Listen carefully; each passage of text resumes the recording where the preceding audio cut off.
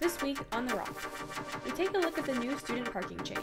Next, we dive into new sightings of a baby orca in the San Juans. And finally, we look into the newness of the high school and how to keep it that way. All this and more this week on The Rock.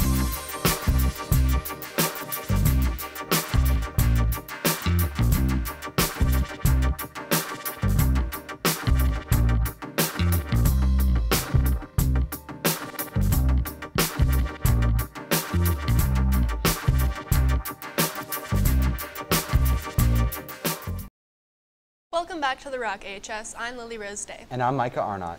To start our show for today, we're going to take a look at the new parking policy. Wade Miller and Ali Perez produced a segment all about it.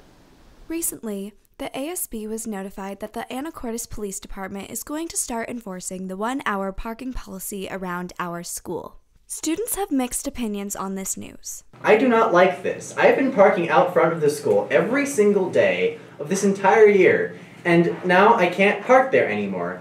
It is the most convenient place for me to park, since I pick up and drop off people constantly, and I can just kind of, pull up there and let them out and keep on driving. No, I can't do that anymore. I have to go park at the student parking, which is way off to the side, and it's not near the entrance or anything. This needs to be stopped. But it's also interesting to me, why it's kind of suddenly, starting to be enforced. I guess I just, like to know more about why. Well, first of all, it's not necessarily it's a new policy. It's a city municipal code for parking in the area. It's a 1-hour parking zone, which has been in effect for many, many years. The 1-hour parking, whoever parked in the streets, did respect the no in front of the mailboxes, and when it was Wednesdays, I have seen people purposely park behind trash cans so they didn't interfere with that. And it would make more sense if they made it not allowed first semester, but literally it's 3 months until summer, and all of a sudden we can't do it. And so I think the timing was kind of bad because people were used to it. There was less conflicts in the actual parking lot. Typically I get to school really early in the mornings, and so I'm usually able to find a parking spot.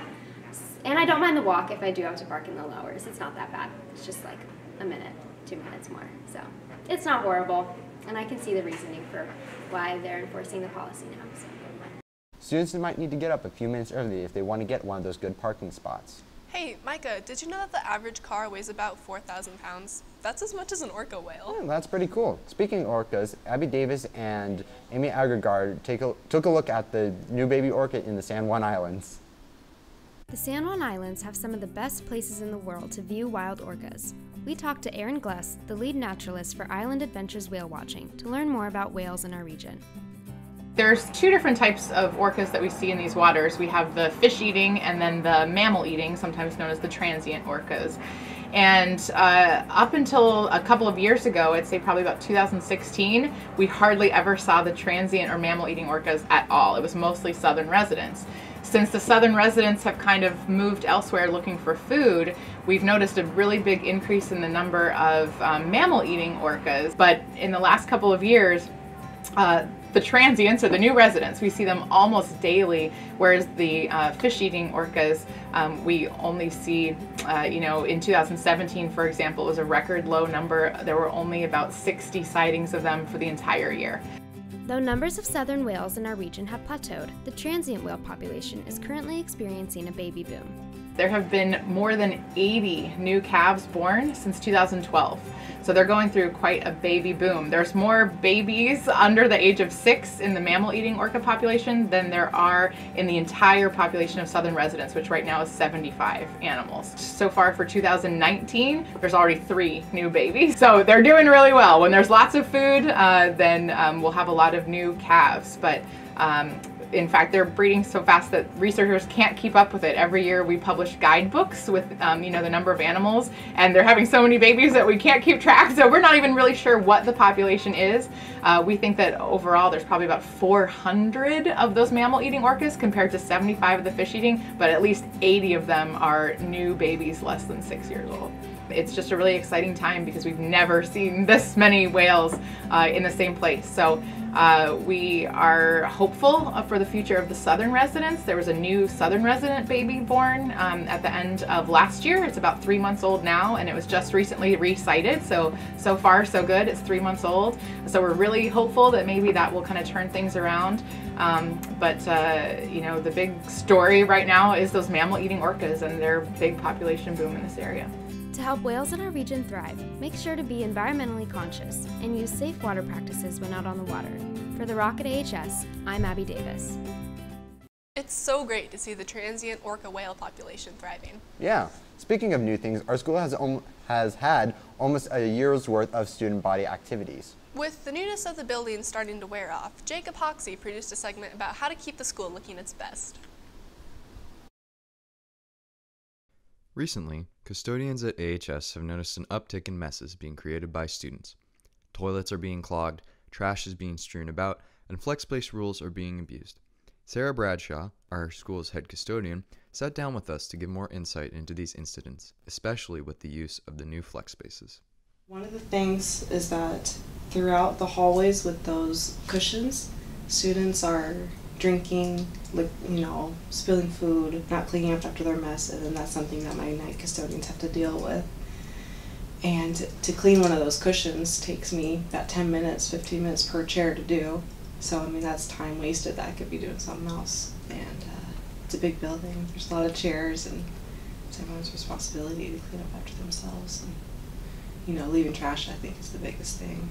During lunch times, administrators will walk through the halls, and we do find kids in those flex spaces with the doors closed, eating, hanging out. I mean, they're not doing anything bad, but they're not supposed to be in there. I do like the purpose of having small meeting rooms for kids, especially if they're working on projects. And being a student years ago, I mean, I can relate to you guys by a long shot. And I do think it is a good thing, but I think students also abuse that privilege of having those rooms.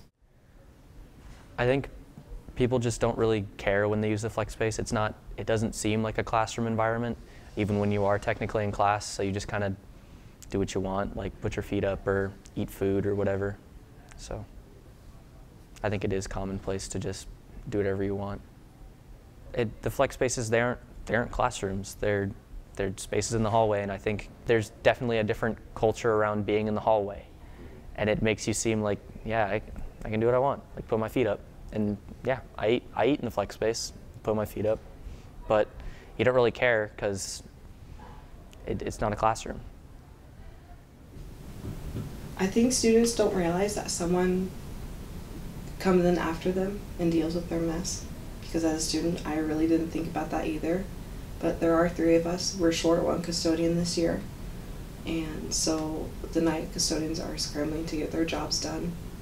And, everyone's got to contribute. It can't just be us. I hope we can keep this school looking new as long as possible. I hope so too. Well, that wraps up our show for today. Seniors, don't forget to sign up for the senior video. Filming starts next Thursday. If you have any comments or suggestions, please send them to the Rocket ASD103.org. And with that, I'm Lily Rose Day. And I'm Micah Arnott. And from our rock to yours, have a great day, AHS.